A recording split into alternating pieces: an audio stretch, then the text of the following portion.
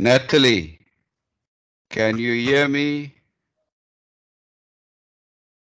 Can you put on your mic? Yes, I can hear you. Okay, here we go. Thank you. We've got you. Welcome and pleased to meet Thank you. you. And you. Okie dokie. Thank you. Can we just get the other panelists? Natalie, please stay online. I will. Okay. Amy. Hey Amy, hallo. Goedemiddag, welkom. Jy is in volle mondering. Sit aan jou mic. Ja, ek is in volle mondering. Ek is by Okay. die werk. Dit is soos jy werk. Ja. Okie dokie, 100% welkom. Father Desmond, are you connecting for Bishop Margaret?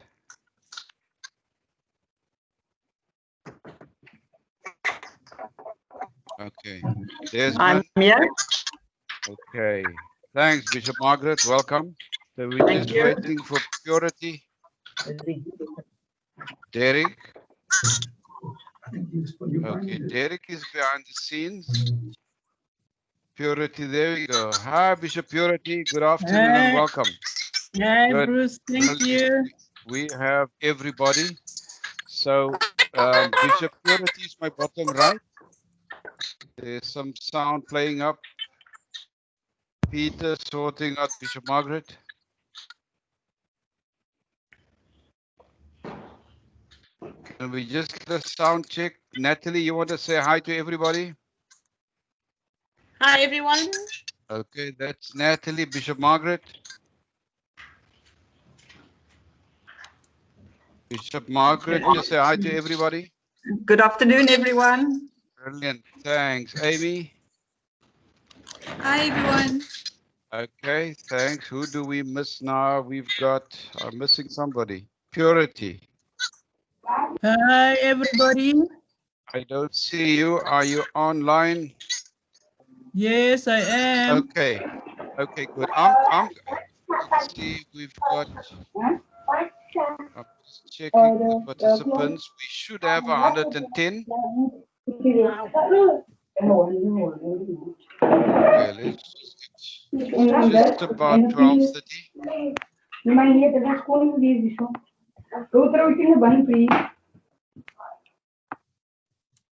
Okay, there we go. Brilliant. Thanks. We have all of you. Derek is working behind the scenes. So I just want to acknowledge Derek Bunzaier, Derek and Divine. Derek will be doing the technical side of it. Other than that, welcome to everybody.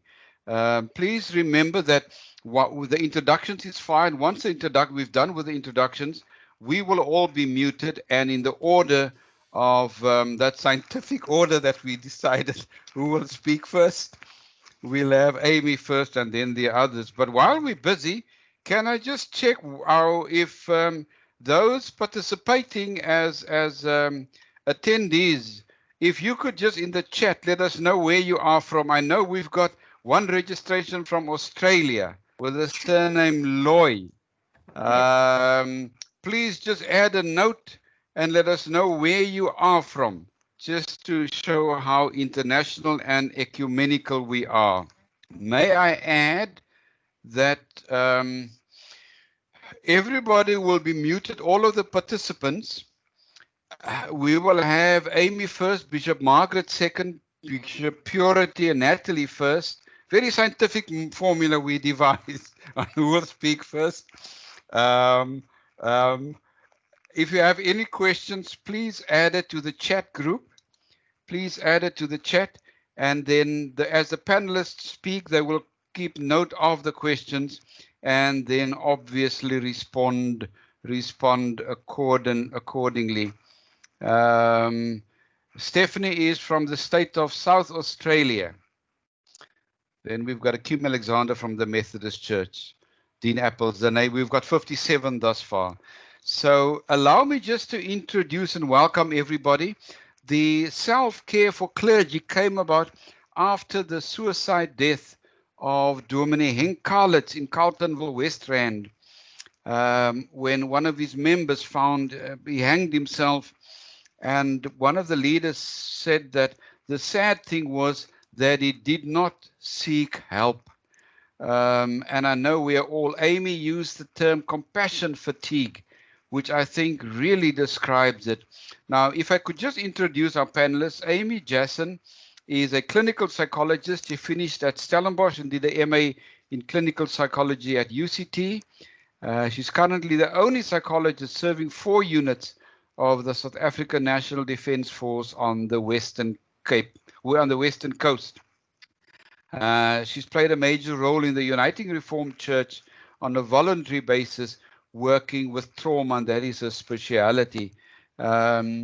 She loves to read, cook, and spend time with family and friends. Amy will focus on what compassion fatigue is, and she will be the first speaker, and then also the psychological, psychiatric, and somatic symptoms one might experience, as well as the vulnerability of compassion fatigue, and then strategies to prevent compassion fatigue. Bishop Margaret is no stranger to the diocese or to the Western Cape, born in Kimberley, same place that the deputy rector was, I can't even get to his name now, Nico Koopman, where he was born. She came to the Western Cape after graduating from St. Paul's College, which is now the College of Transfiguration. She was ordained a deacon in 1991 by Archbishop Emeritus Desmond Tutu in the Cathedral Church of St. George the Martyr in 1992. She has since been appointed the first senior priest of Falsby Diocese, and after that bishop of the diocese, which is interestingly, that was shortly after Elina Wamakoya was elected as the Bishop of Swaziland. There are currently only 2 bishops. And Bishop Margaret will speak on staying connected and choosing to be a caring presence. Bishop Purity Malinga and my paths go back quite far. We both studied at the Federal Theological Seminary in Maritzburg. She's gone on to much greater heights than I could imagine. She's currently the presiding bishop of the Methodist Church of Southern Africa, the first woman in the Methodist Church to hold such a position. She holds a master's in theology from Harvard University, one of the Ivy League's university, and was a previous former vice president of the South African Council of Churches, and also currently the vice chairman of the KwaZulu-Natal Council of Churches. She was recognized in 2003 as one of the women achievers in Christian religion and awarded the Mababongwe Award from the University of Durban Westville. Bishop Purity will share from her experience and also on what efforts can be put in place as Methodist Church, what efforts have been put in place by the Methodist Church to assist clergy, and I'm sure we will learn from that. And then last but not least, Natalie Simons-Arendse, also an Anglican Church priest. She obtained a BTH from UWC, went on to obtain a clinical CPE course from Connecticut in the United States. She first served as chaplain to St. Cyprian School, alum, and then proceeded with theological education. And she loves to say that theological education is not only for the ordained. I think that's very profound. So she will speak from her experience of working with a cohort of 20 students in a formation program of St. John's Leadership Academy, who are discerning, pioneering mission-shaped ministry and sharing experiences from her female and also male colleagues in the Diocese of Cape Town. So there we go. Derek Boonzaier, our tech behind the scenes, will mute all of us, and we'll hand over just the greetings on the right. You can acknowledge and see the greetings on the right, and the questions you could also just indicate when you have. As I said, we have 110 people registered, but usually there's a culling. Either people can't make it or possibly load shedding, but we are more than 50% already. We've got Bishop Shemaine Morgan. Shemaine, you're somewhere in Namibia now, I think. Sorry, they're all muted. So Amy, let's hand over to you. Derek, you will mute all of the others, please. Or if you can, just put off your video and your sound and follow, and let us hear your questions on the chat group. Thanks, Amy. Over to you. Thank you, Dr. Theron. I just want to say that I'm really grateful for the opportunity to share with you this afternoon. My focus is going to be a quick talk or presentation just about the psychological or the psychiatric impact of compassion fatigue, and hopefully an encouragement to make our own mental well-being as important as that of our clients, or in your case, the congregants. I don't know if you can show the presentation, maybe? Derek will get that up and running. So I do think it's important to talk about compassion fatigue because it's usually feelings of empathy that propel people into caregiving careers. But empathy or the ability to show empathy is also what put people at risk for developing compassion fatigue, because so easily we can take on the trauma of clients.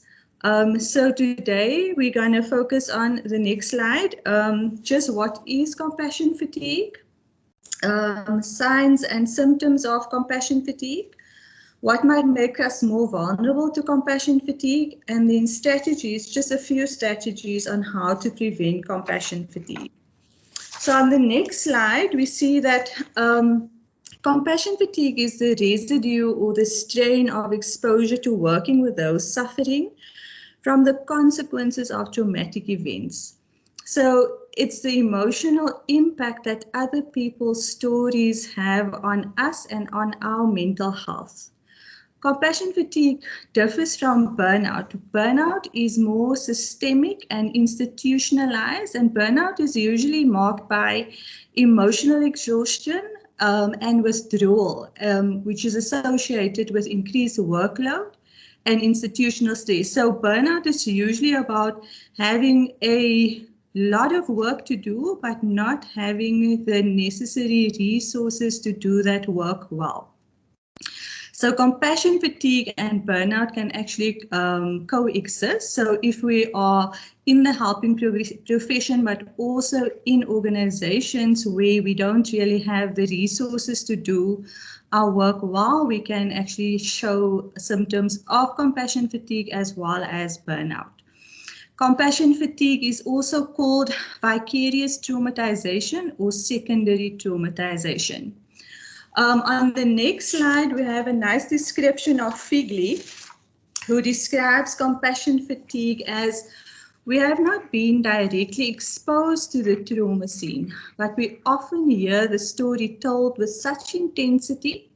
We hear similar stories so often, or we have the gift and the curse of extreme empathy, and we suffer. We feel the feelings of our clients, we experience their fears, we dream their dreams, and eventually we lose a certain spark of optimism, humor, and hope. We tire, we aren't sick, but we aren't ourselves. And during the pandemic, another element actually was added to this. So as much as our clients or our congregants are faced with the pandemic or the consequences of the pandemic, we are also faced with the consequences of the pandemic.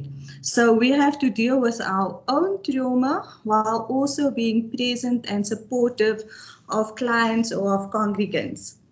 So we are not on the river bank anymore trying to get our clients out of the river. We're actually in the river with them, which makes our work or our role so much more complex. And in this time, you might have noticed that old solutions or old strategies is not as effective anymore as it might previously have been, and that we also can't solve people's problems quite easily and quickly because the fallout of the pandemic is quite long term. So on the next slide, we have some signs and symptoms of compassion fatigue. So we can feel burdened by the suffering of others. So It's when we hear the other story and we kind of mull over that story and we keep on thinking and we can't let it go. Blaming others for their suffering, it's when we are critical of others and say, well, they don't want to be helped. Faking empathy or feeling apathy. So sometimes we can actually feel a bit irritated that this person wants, are reaching out for help again. Isolation, isolating ourselves, so slowly withdrawing from family, from friends, and from colleagues. There is a loss of pleasure in life. We have a difficulty concentrating. We can struggle to fall asleep, or we can actually struggle to stay asleep.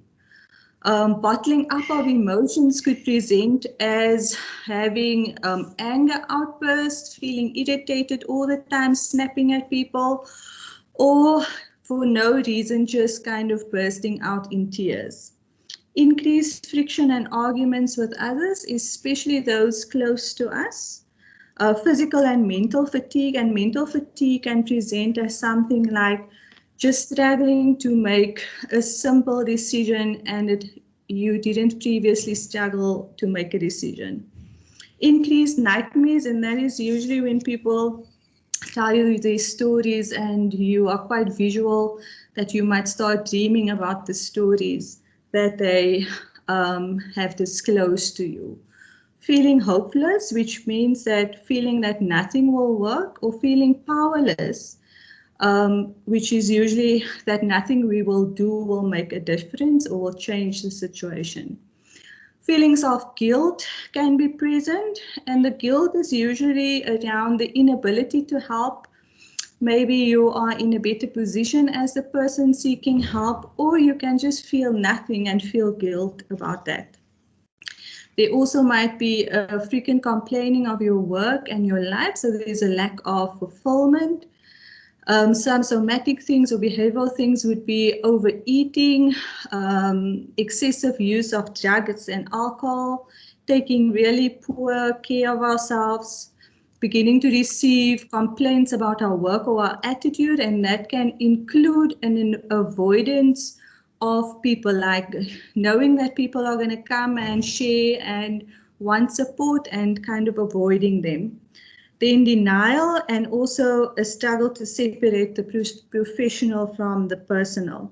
So all these symptoms, usually it's a bit of a progressive thing, and if we don't give intentional attention to it, it might actually progress to a diagnosis, to a psychiatric diagnosis, which is usually a major depressive disorder or a generalized anxiety disorder.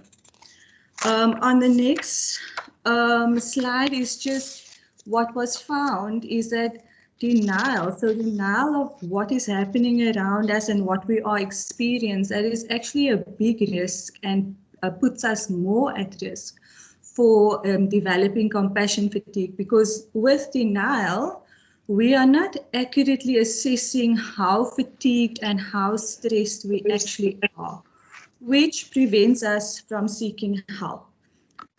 The next slide is just some really basic strategies.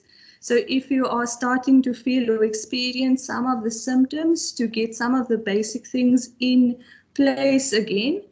And that is, the first one is really just take care of basic needs. Sleep, eat, move, focus on good nutrition. So a lot of fast food is not really indicated or recommended. If you can get enough sleep, and if it's necessary, get a sleep aid.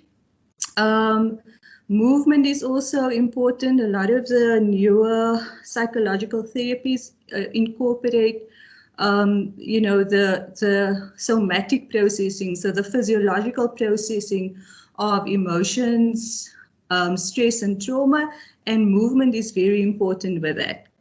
Consistency of routine. So consistency.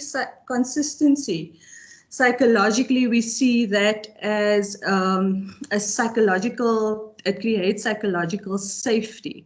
So it's important to set some kind of routine, especially if you are still maybe working from home, to have some kind of routine that you follow daily. And then to incorporate non-professional activities such as hobbies and interests into your routine. And also a simple thing to do is to try to remember something that you have enjoyed or had created a feeling of peace and relaxation in the past, and to incorporate that into your self-care. The belief we have to confront is, what do we believe about self-care? Is self-care necessary or is it selfish?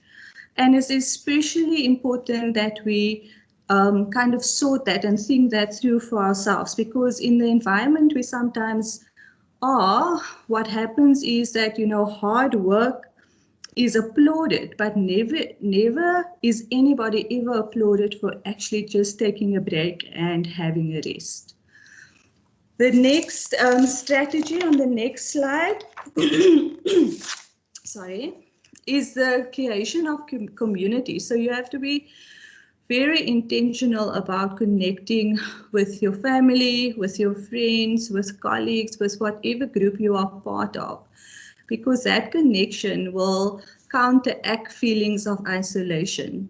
And usually you would choose safe people that validate you and that you can feel safe enough with to share your vulnerabilities. In terms of community or support system, I just have to say that usually with mental health issues, when we see that there is a coherent and resilient support system present in the person's life as well, that is actually, it adds to a better prognosis for the person to recover from their mental health issues.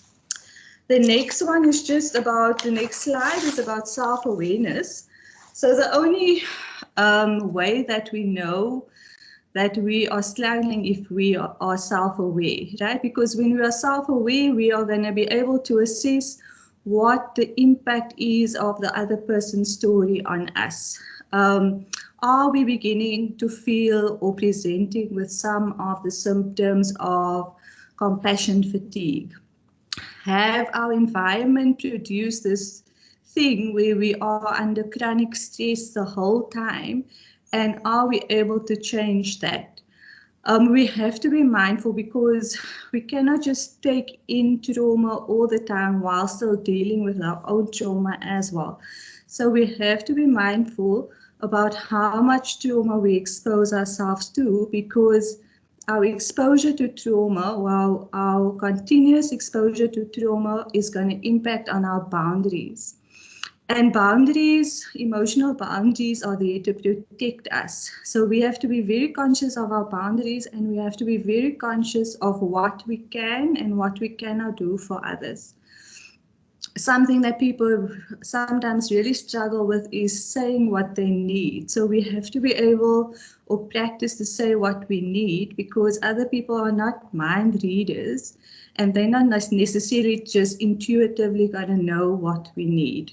And again, remember that self-compassion is not selfish, so we have to be kind to ourselves. And then practices like meditation, mindfulness, gratitude, and the celebration of small victories are also just strategies in terms of building resilience.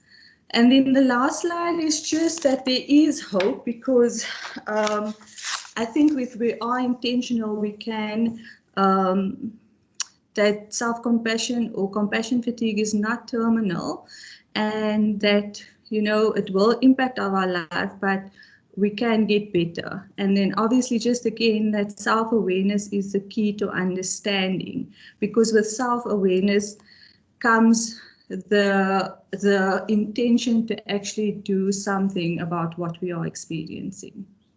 And that is the last slide. Thank you.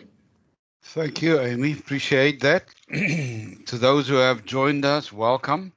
We've had our first panelist, Amy Jassen from the South African National Defence Force.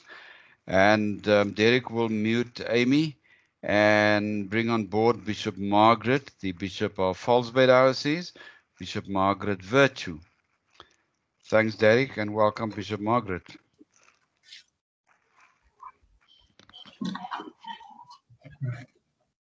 I am here and ready. Thank you. All over to you, Bishop. Thank you, Dr. Bruce, and thank you, Amy. I think we can all switch off and go home now. We've learned so much from you. Brilliant. My theme under the self-care, under lockdown, surviving compassionate fatigue, I am particularly focusing on staying connected and choosing to be a caring presence. I did send some PowerPoint slides through. I don't know if they've arrived with Derek. But thank you all of you that I may enter your sacred space. I do bring you greetings from Archbishop Thabo, all the clergy and people of False Bay Diocese. The whole world is in crisis because of COVID-19. The needs of people are increasing. We know it's not only the COVID-19 pandemic, it's also the pandemic of gender-based violence, pandemic of poverty. And as we have heard very clearly from Amy, part of what we can expect to see in the new normal is a pandemic of mental illness. So in our diocese, we have a little group of professionals who are making themselves available to be alongside people who need this help. Archbishop Emeritus Tutu, he teaches us that in a time of crisis, we must be more conscious of the choices we make. In a time of crisis, we must be more conscious of the choices we make. My personal habit is that every morning I walk outside to greet the dawn. I look into the sky and surrender myself anew to God in service and praise. To see the moon is to see the beauty of God, and I do the same before retiring for the night. I view the stars to connect with God. COVID-19 is forcing us to examine how we prepare for a COVID world.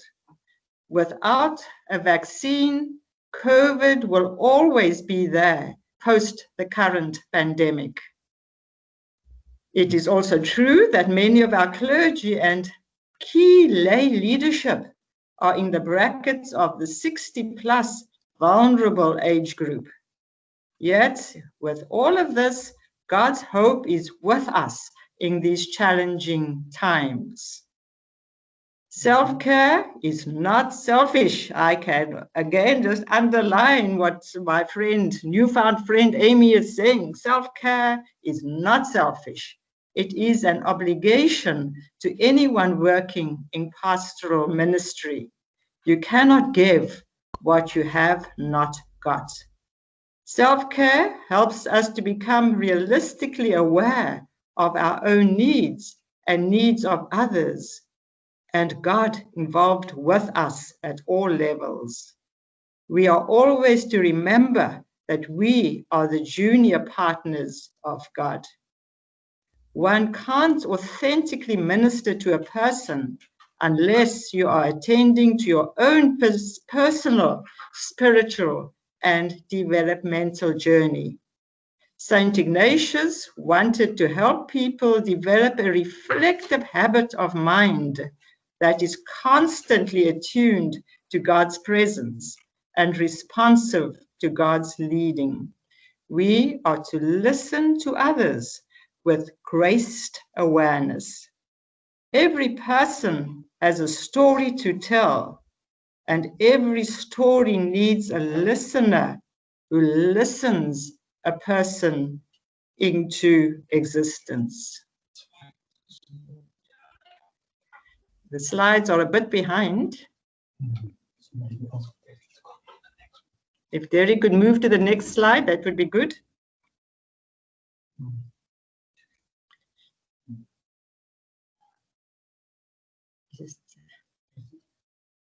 So where am I? Yes, that's where we are. St. Augustine wanted to help people develop a reflective habit of mind that is constantly attuned to God's presence and responsive to God's leading.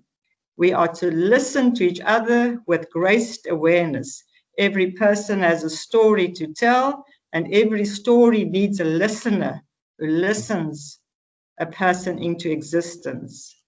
And listening is not about giving advice or solutions or judgments or directions. To avoid compassion fatigue, the carer needs to prepare before engaging a person in need and also debrief afterwards. We've heard already, never simply go from one person to the next. This was serious fatigue in the carer. The carer might even then unconsciously dump the issues and feelings onto the next person. Friends, we cannot control the crisis that we are in. We remember well when the national state of disaster was declared and level 5 of lockdown was implemented, everything was so eerily quiet and scary. If our state president had not declared the state of disaster as swiftly as he did, things could have been far worse. So I'm going to share with you some of what helped us through this period in False Bay Diocese. Our priority is to keep our clergy and people together. We'll work very hard at keeping our clergy and our people together. To help motivate them not to give in to despair, the bishops send daily spiritual reflections via WhatsApp. Her voice became a voice in every home in the diocese and beyond. The reflection ended in prayer and with an encouragement to reach out to at least one other person. And the category in which people were to reach out was mentioned on each day. Lockdown is giving us opportunities to engage and reach out. Where are we now? The diocese and parishes have been sending out endless emails, voice notes, prayers, online services. We more than ever smell like our sheep, as Pope Francis would say. Pope Francis says a clergy person who is a shepherd needs to smell like the sheep. Well, we certainly smell like our sheep in False Bay Diocese. We are providing online Sunday school lessons on a weekly basis so that no one is left behind. It is our intention to have online training seminars on the topic of children, church, and microphone muted. One of our clergy. Your microphone is. One of our clergy are interviewing people of interest in the diocese and live streaming the interview on Facebook, helping us all to keep connected. Various conversations are being held online regarding self-care, gender-based violence, and poverty. During Youth Month, we are in Youth Month now, our young people are running with a theme from the mouth of the young to the heart of the young. These conversations are being held via social media and cover topics like employment and the economy, gender-based violence and gender roles, the LGBTQI community within the church. Every year in October, we produce a booklet with prayers, Bible readings, and reflections for matriculants. As we live with constant awareness of death, we make every moment count. We have learned to live each day differently and attractively, as tomorrow may not be. For us to avoid compassion fatigue, we need to be intentional about our spiritual growth and make time for fun and laughter. Nothing, no thing is forever in this world, not even COVID-19. So I close with some comments of a possible way forward. And there are 8. I will immerse myself in a complex world. I will step back for daily reflection. I will be a champion of justice and peace. I commit to know myself deeply. I commit to promote the dignity of all people. I commit to lead with courage, compassion, and conviction. We need to create plans and strategies for a post-COVID world and to encourage ongoing conversation at all levels of church and society. Please do refer to Fastby Diocese website if you so choose, where you will find material regarding some of what I have referred to today. And there is our website address. So let us choose well and not be victims of compassion fatigue. Let us be united as the fingers of the hand, remembering that God's love is a bottomless sea. I am because we are, because God is, opening hearts to heal God's world. I thank you. Thank you so much, Bishop Margaret. Lovely to end off with that idea that nothing lasts forever. If you have questions, there are 1 or 2 questions in the chat. There's music in the background. Tefo Motang, please mute yourself. And Buka, please mute yourself as well as And the video. really more nice to Switzerland. It will make transmission so much better. Otherwise, Derek will just mute you. Bishop Purity, I'm handing over. Everything has started. Motang, just put off your video too, please. Tefo Motang. Derek, if you could bring on board Bishop Purity, please. There we go. We're in your hands, Purity. You lead us. You've got the next slot. Thank you very much, Bruce, and all the participants.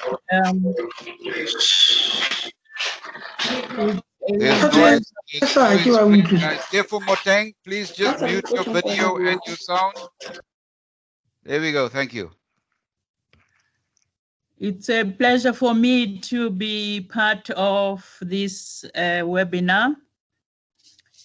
As it's been said, I will just share about what has been happening within the Methodist Church around this time.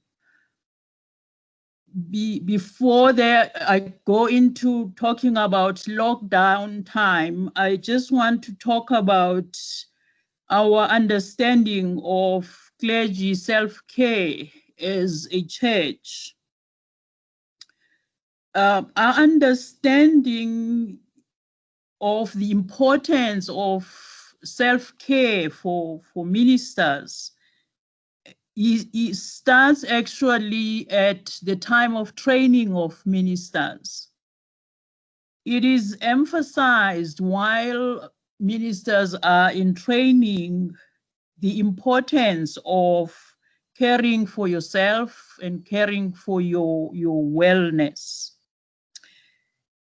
And so as a student, you get exposed and taught the fact that while as a minister, as a clergy person, you are on duty 24/7.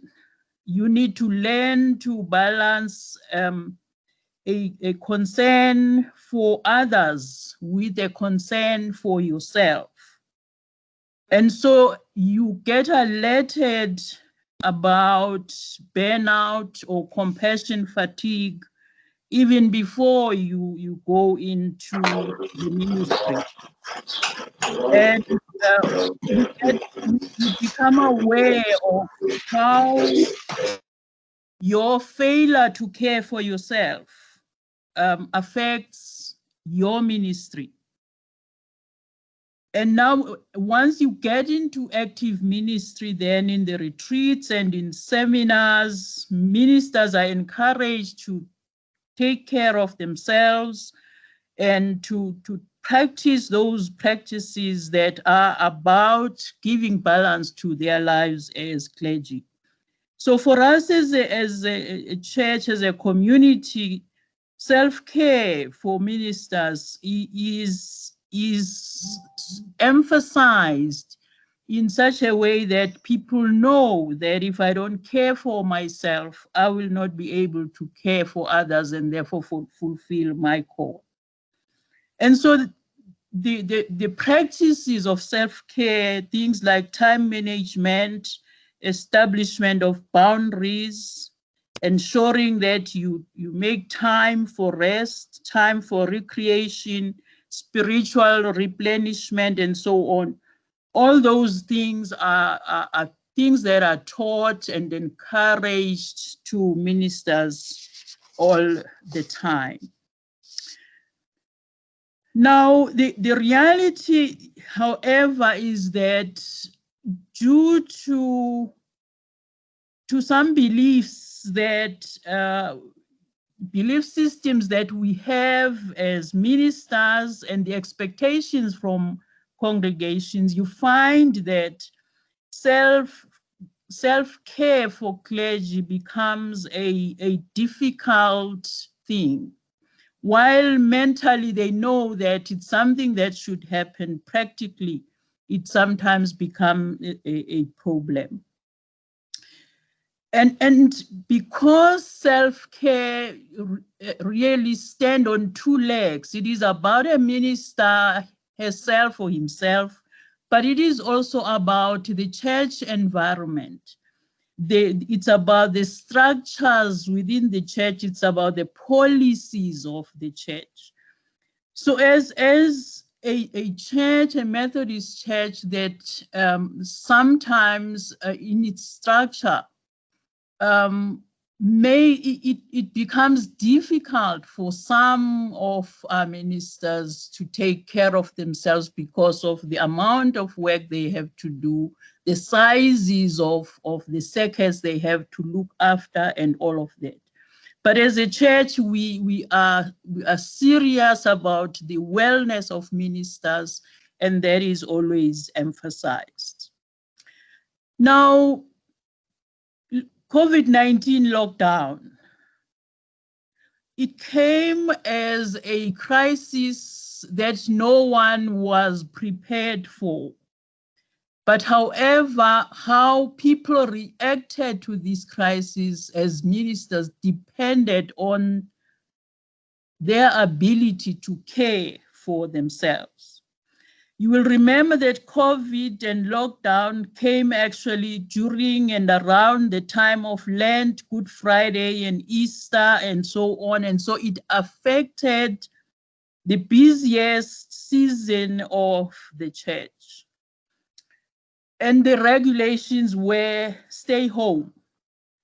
And so you realized for the first time as a clergy person and clergy persons that you worked with that actually being clergy does not mean that you are an essential worker. And so with all those shocks of our lives as clergy, there was a sense in which, in different ways, we got into mental challenges, into depression, into feelings of guilt, into fear, into what is called role ambiguity, to say, if as a minister, then I cannot be there for the people that I'm supposed to care for. What is my role and where do I fit in? And so there was a sense in which at the beginning of lockdown, there were so many questions and uncertainties about who we are as clergy. Thanks to communication platforms in the Methodist Church, we were able to contact and connect with each other as clergy through devotions, daily devotions that were sent to everybody through our communications department, encouraging one another to say, even at this time of uncertainty and fear, God is still with us, and we remain the ones that are called, and this is a crisis for everybody. At that time, at the beginning, people were actually expressing so many feelings of identity crisis, of anger, of boredom, of isolation, and so on. And so all these things affect our people's mental wellness. But at the same time, one was encouraged by some positives that were expressed even at that time. People were excited about actually getting a chance to just read and connect with their families under lockdown, a time to actually learn something new, learn to bake, learn to cook, and so on. People finding time to just do something different other than caring for other people. Others finding time just to rest, having not been aware of how much they were tired. At the peak of the pandemic, as everything was coming up, the gender-based violence and so on, we were able then as a church to again connect and go into campaigns, encourage one another, and ministers connecting with their congregations through Facebook, through all kinds of social media platforms. So while at the beginning of lockdown, there were those feelings of uncertainty, who are we and what are we to do? Through these contacts then amongst the ministers, amongst ourselves, there was a way in which we picked ourselves up and we were able to minister and to support and strengthen one another. Now, what happened then, and what is happening up to now, is that it's a different kind now of fatigue, where because of the many funerals that ministers have to carry out, because of the many counseling of people who are depressed and abused, serving the needs of the poor, and ministers themselves having the fears and anxieties of being infected. Again, we find ourselves in a different kind of challenge, where it is now the fatigue, the tiredness that comes out of the ministry now that we are performing. And so it is at this time then where you hear people talk about being scared to pick up, even picking up the phone because you don't know who's dead, and that means another funeral. People talking about the financial constraints that they are experiencing in their families, and so on. And as clergy at this time, we find ourselves immersed in pain, trauma, death, and loss, and so on. And so this is affecting all of us mentally and emotionally. And so what is it then that we are doing at the moment to encourage people? We continue with communications and devotions and contacting each other and connecting now that we are able to meet as small groups, peer support, and talking to one another about how we are feeling. There is a sense in which I would encourage, and I keep encouraging, that it is important for clergy to be open and to talk to somebody about how they are feeling. Now, one of the challenges is that at times clergy are not comfortable to say when they can't do things, to say when they feel overwhelmed and so on. And so as a church, we have registered all Methodist ministers in a professional support, an employee wellness program, where each minister and his or her family, they can phone this program and talk openly about how they are feeling, and so on, so they can get professional help without talking to any person within the church and so on. I also encourage that ministers need to talk to their congregation, to the people they lead with and the people they lead, the leaders within their churches and the people they lead. There is a sense in which at this time of crisis, my sense is that the communities and the congregations we lead understand the pressures that we are under as clergy. And so if we open up and ask for help where we need help and explain what we can and cannot do, create those boundaries, we are able to find people who can assist and who will support and understand that as human beings, we are feeling what they are feeling. And so it is important that at this time, in order for us to continue to care for the people we have been called to care for, we take self-care seriously. And so it is my hope then that even this support of the program will be taken seriously, and ministers within the Methodist Church will not find themselves alone and isolated, and in the end up endangering themselves when the help is there. Indeed, as it has been said, this time is also going to pass, and we live in hope and we proclaim hope. And so we support each other then under that faith and belief that this time will pass, and there will be time post-COVID when we might have learned to do things differently, but at this time we continue to care for ourselves in order to care for the people that we have been called to care for. I thank you.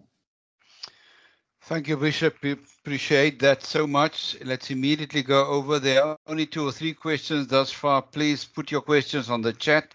Derek will mute Bishop Purity. Tefo Moteng, please mute your video. I've asked you before, and then we wait for Natalie to come on board. Reverend Natalie, in fact, Canon, she was recently canonized. So these are big guns. We've got Amy here from the military. We've got Bishop. These are big guns, if you'll excuse the pun. Over to you, Natalie. Thank you. Thank you so much. In fact, it was just this morning that I was at the service to be licensed as a canon in the Diocese of Cape Town. So I had to rush from that service to be in time for the webinar. So I'm really grateful. I'm really grateful to be able to be with you and to sit at the feet of really awesome and, as you said, big canons in God's church.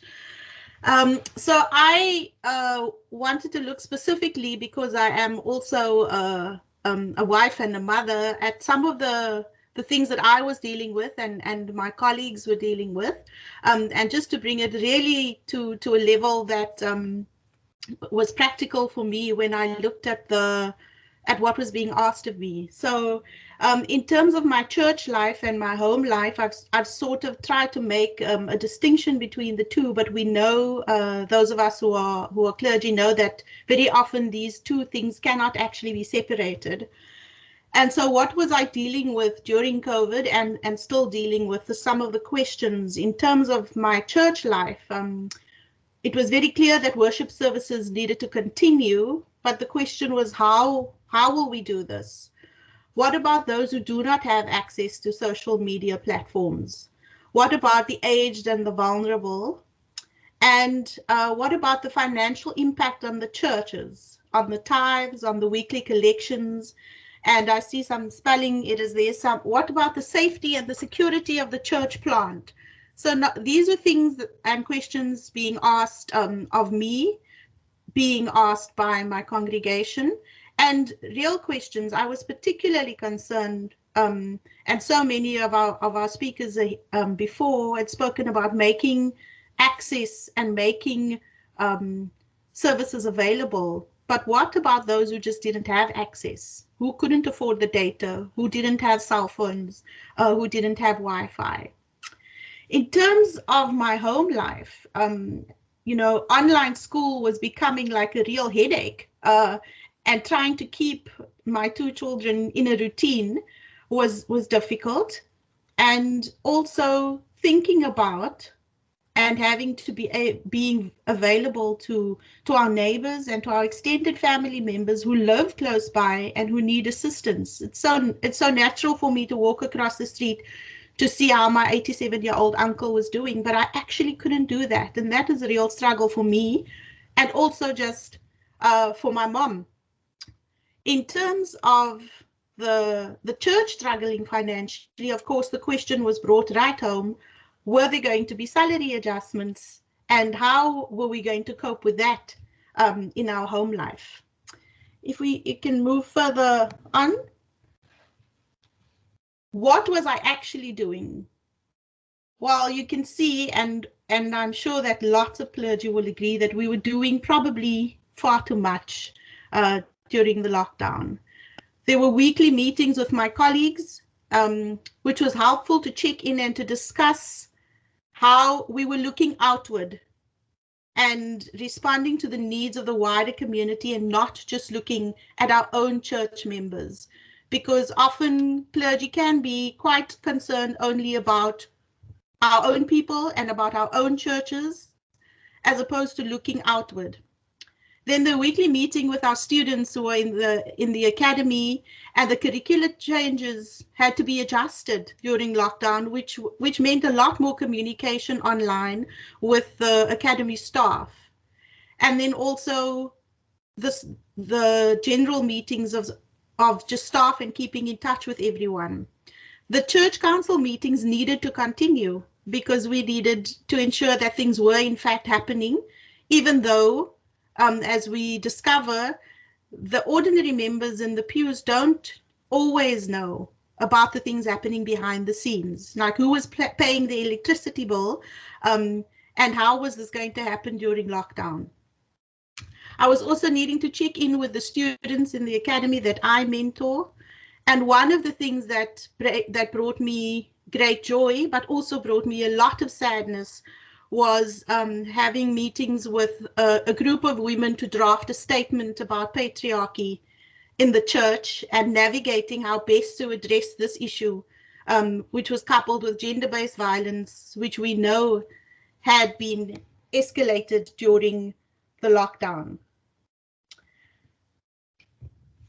Part of my work was also to be preparing the online services and coordinating the prayers to be sent to church, recording and re-recording so that we could produce a good product. And many of us just don't know how to do that. We were depending a lot more on the young people in our churches to lead in that way. We were also creating teams within the leadership and volunteers to check in on the vulnerable members of our church communities, asking the difficult questions about who was needing food parcels, because many of our members were either being retrenched, were not receiving their full salaries, and assistance was needed. And so we had to navigate these difficult questions, calling up our church members, asking if in fact they did have food to eat, if in fact they did have money to buy electricity, and also offering to help those who weren't able to go to the shops or to the doctor or to the pharmacy. In terms of our children, just trying to keep them sane and not having them spend so much time in front of the TV or on their screens, helping them to connect with friends and with their cousins, and keeping an eye on my elderly mom and her anxiety about not being able to see my sisters. Having to teach my mom how to use her cell phone so she could in fact reach out to her friends and to other family members. And having to have intentional conversations about the virus, about how to protect ourselves and others. There were difficult questions to have with our children around the inequalities that the virus had highlighted, especially around online school, online shopping, why our helper wasn't coming to work, who was caring for her, and the honest question about, were we still paying her? Because who was caring for her and helping her during this time? Helping people to eat balanced meals. It was very easy just to give everyone fish fingers and chicken nuggets for the first 2 or 3 days. But afterwards, we needed to adjust the diet.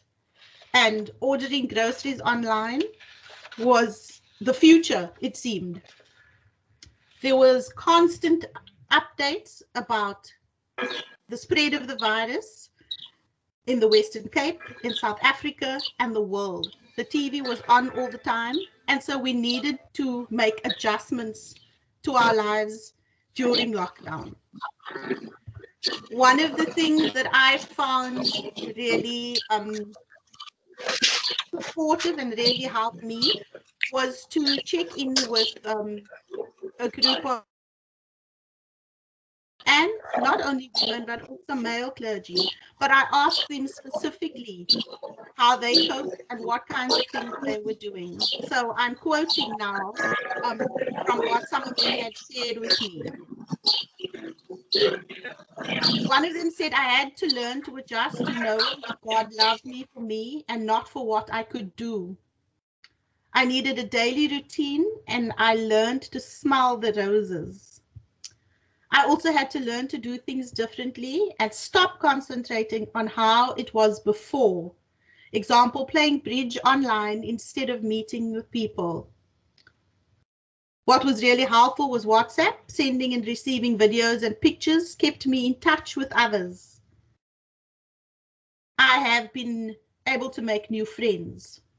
Some spoke about walking and exercise.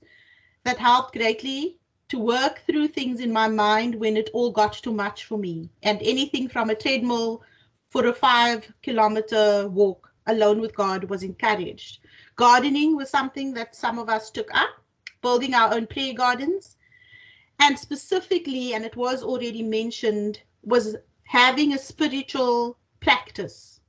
The examen, or just following the daily prayers, as certainly in the Anglican Church we are called to say the morning office and evening office and midday prayers every day. Our students in particular were asking questions around how they could be supportive to young people, because they were leading youth groups or Sunday school groups, and we needed to think about that.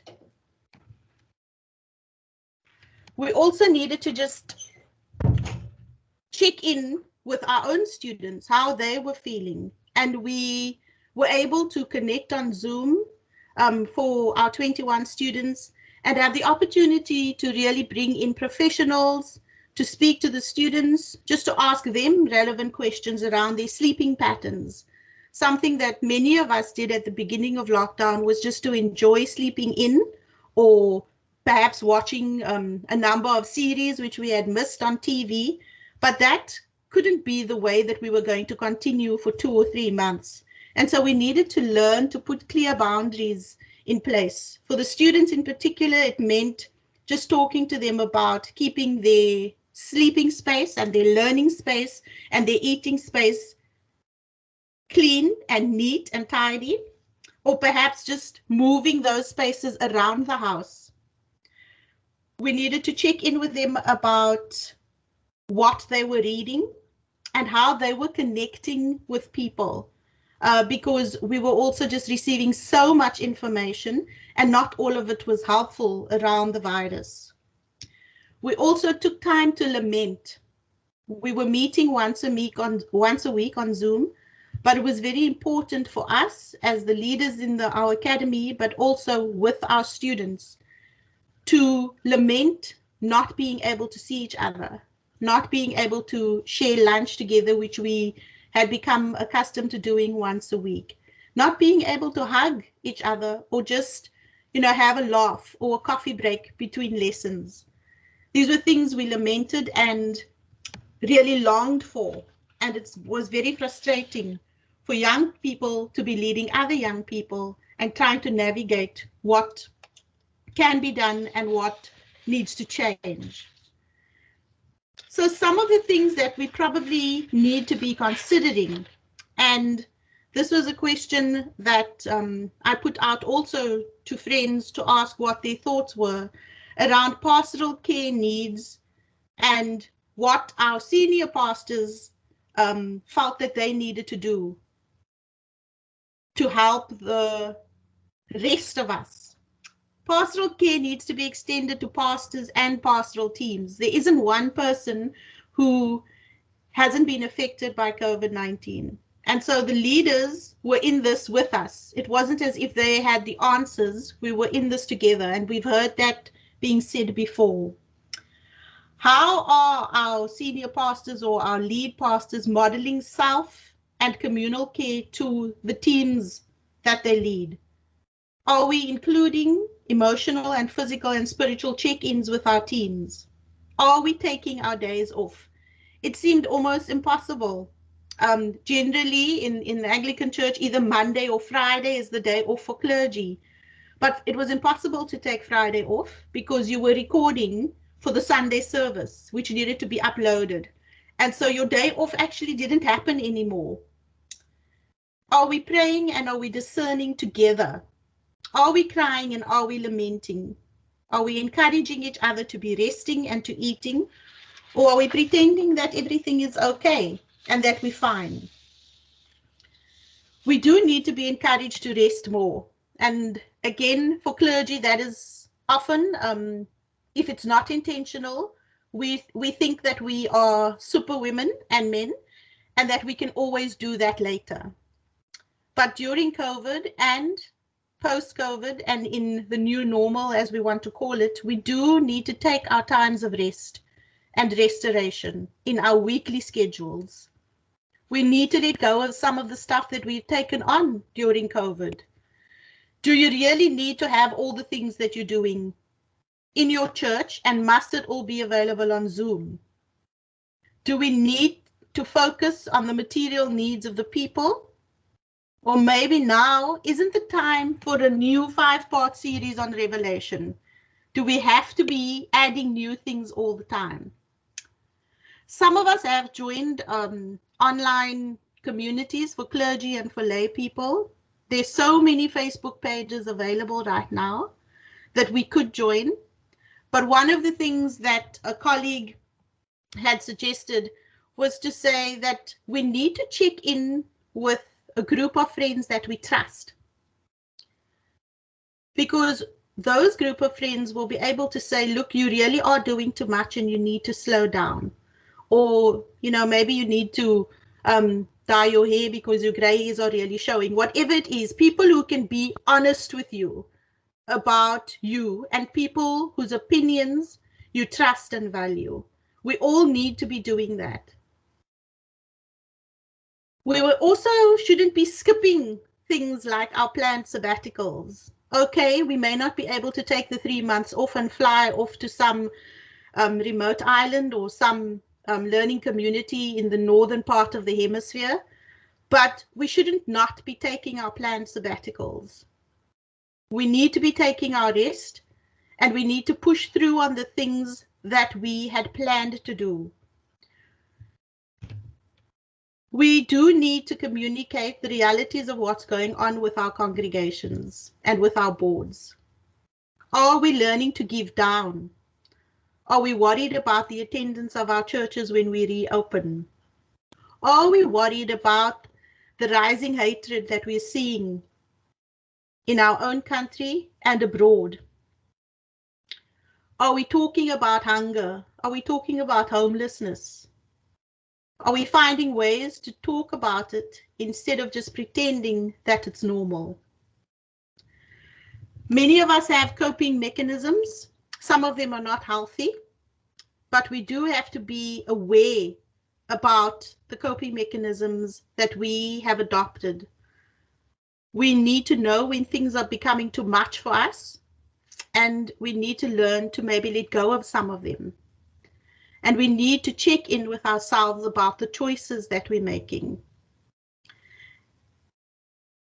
I've mentioned number 7 already, and I found that this was really important for me personally, to have that one person that you can call and lament with and moan with, but to walk away from that conversation having been energized and having an additional sense of hope, even if it means that you sit down, have the chat, and share a virtual glass of milk or something stronger if needs be.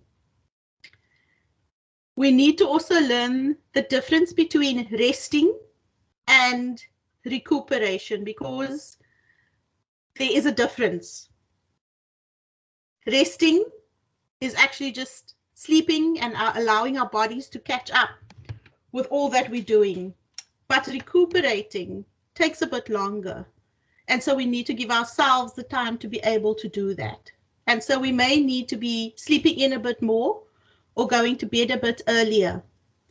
And actually learning to say yes instead of learning to say no. So I almost needed to call my friend up and say to her, please explain this to me. But she said it very beautifully when I listened to her message again.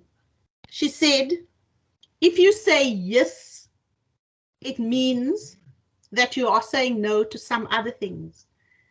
And you have to say yes in order to say no. So if you're choosing to take a week off, it means you say no to participating in a webinar, or no to watching TV, or no to answering your phone. And so we need to be thinking about switching some of those responses to yes, because by saying yes to some things, we are inevitably saying no to some other things. And we need to learn how to tell the difference. That's me. Thank you, Natalie. Derek, if you could put all the panelists back on again. There are not that many questions. There was enough leeway for discussion. Amy, you already responded briefly to Bishop Moses. Yvette asked, when does one move from personal self-awareness and self-care to seeking professional help? If we could throw that into your lap. Bishop Margaret, thank you for reminding us to stay connected, but also the importance that self-care, one does not have it. To practice self-care is not to be selfish. Bruce Basson asked, and it was echoed by Nombulelo, why it's difficult to disengage, why it's difficult not to be busy. Even COVID, everybody else was at rest. Yet there was an expectation or perceived expectation to do something. Purity, you said talk, people must talk, and maybe within the Methodists you are trying to inculcate that culture, but the Dominee, I mentioned at the beginning, he did not talk. And I don't know how easy it is to talk. We have to be strong. We have to perform. We have to produce. Amy, we have 18 minutes. Just briefly respond to the questions that you've marked.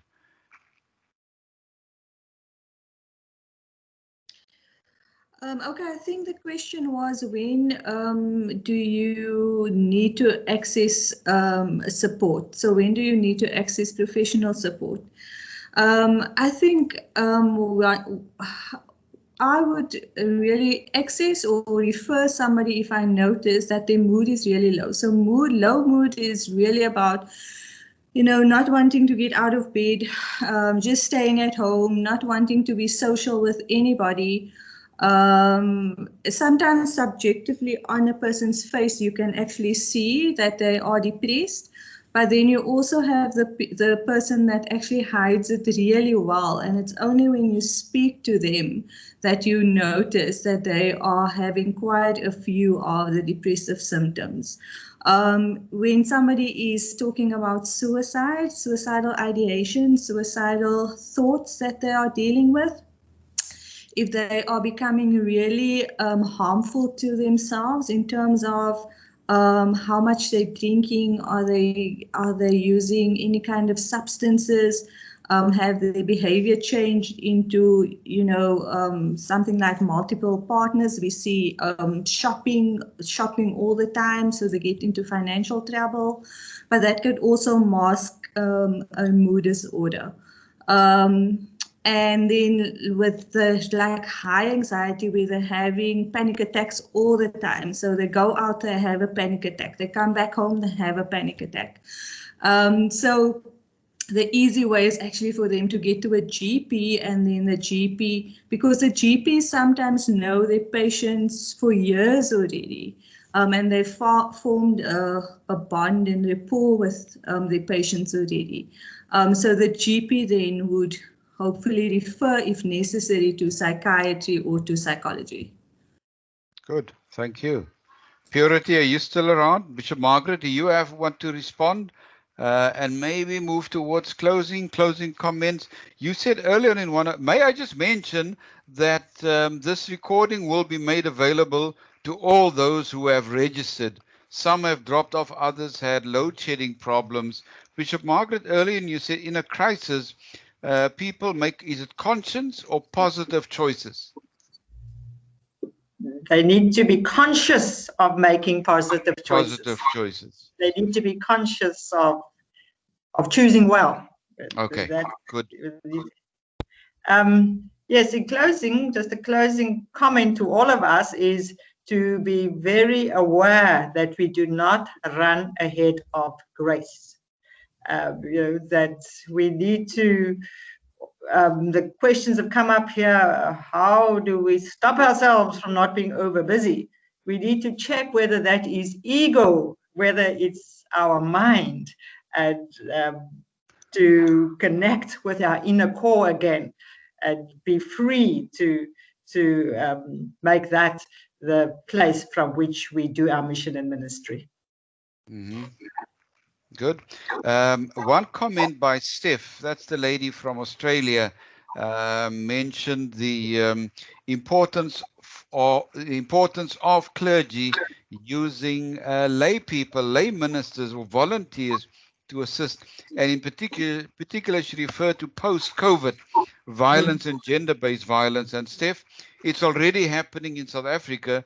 It may be downplayed in Australia, but gender-based violence is absolutely. The most recent was a case where a woman was in the police station to report abuse by her husband, and the husband came into the police station and killed her and shot her in full view of the police.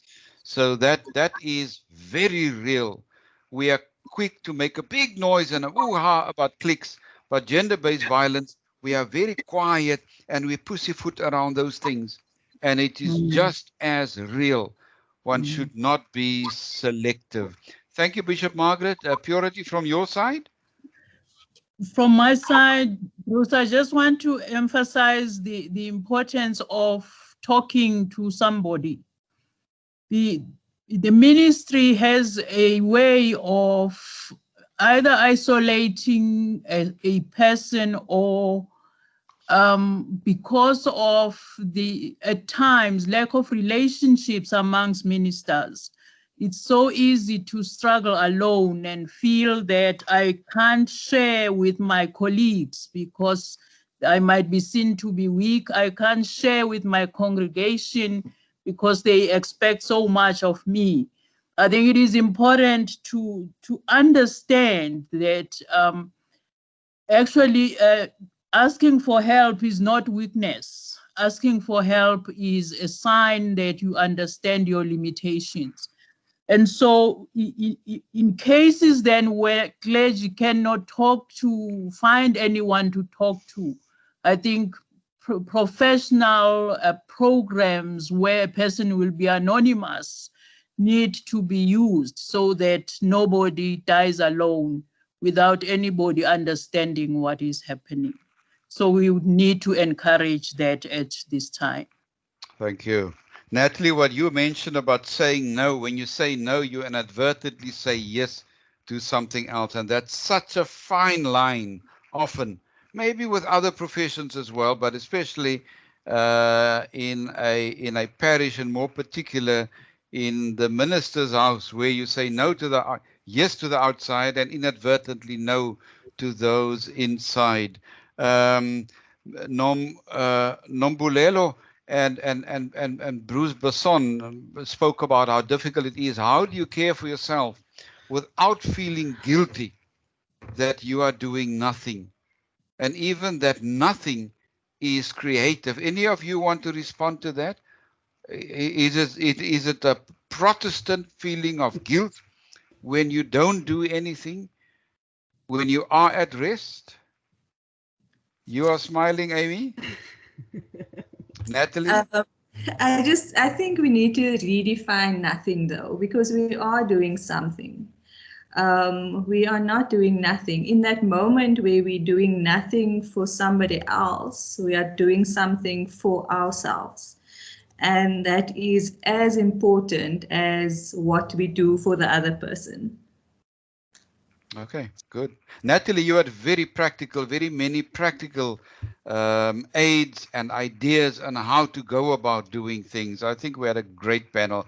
Amy, any closing remarks from your side? You already spoke a bit. I don't know if you have anything else. Not, Natalie?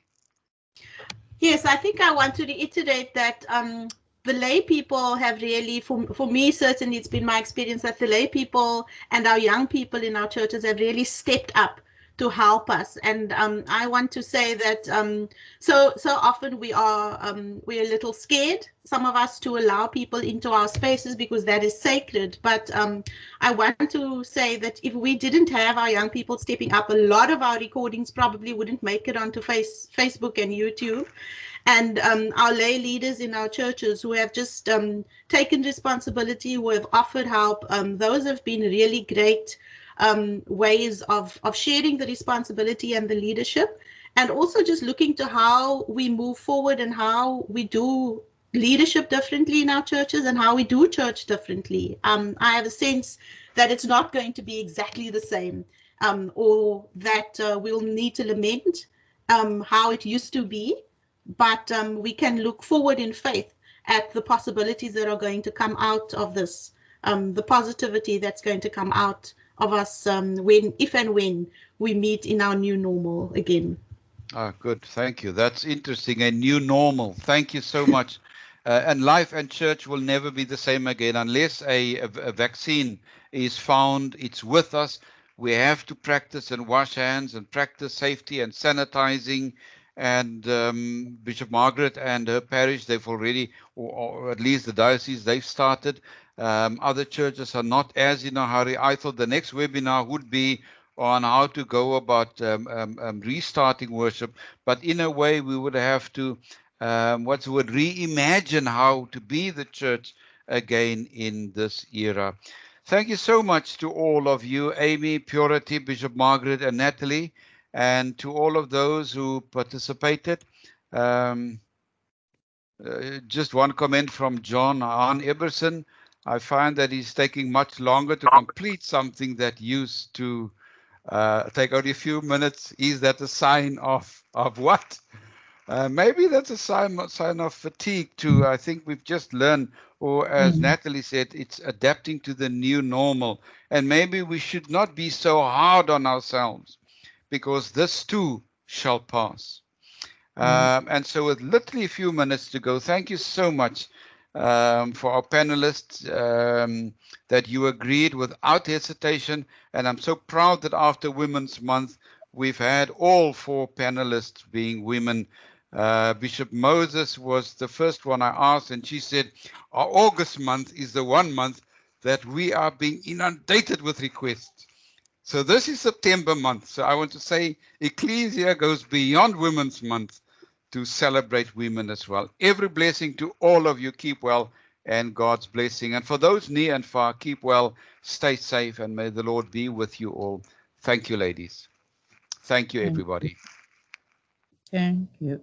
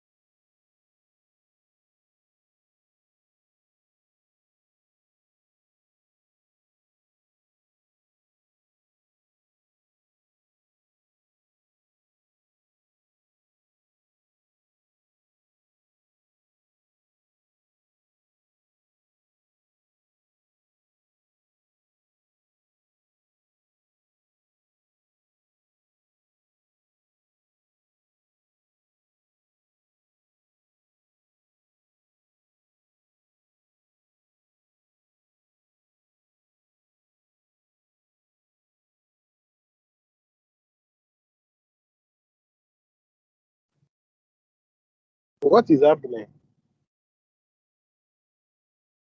What is happening? What is happening?